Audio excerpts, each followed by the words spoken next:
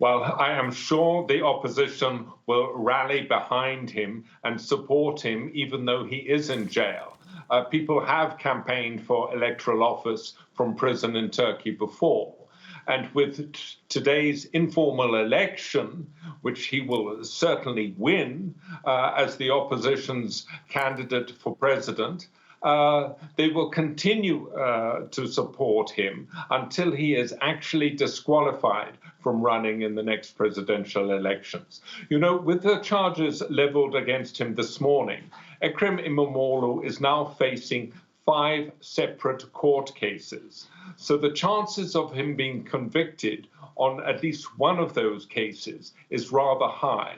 And if he is convicted, you can be certain that part of the sentence will be his banning from politics for 5 years. I think President Erdogan is going to choose the timing of the early elections very carefully. He will wait until Ekrem Imamoglu has been disqualified. Erdogan has let everybody know that Imamoglu is the candidate he fears most. However, the opposition does have an alternative. The mayor of Ankara, Mansur Yavaş, a quieter person than Imamoglu, less charismatic, is popular.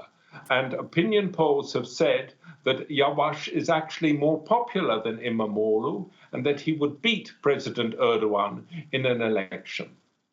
So, Jasper, I mean, you mentioned this briefly, but let's detail then how has the voting gone today in that primary election for the opposition to choose its candidate? Well, the turnout appears to have been heavy. I don't have the figures overall, but people have been streaming to polling stations in Ankara. They've been phoning each other, telling their friends to vote.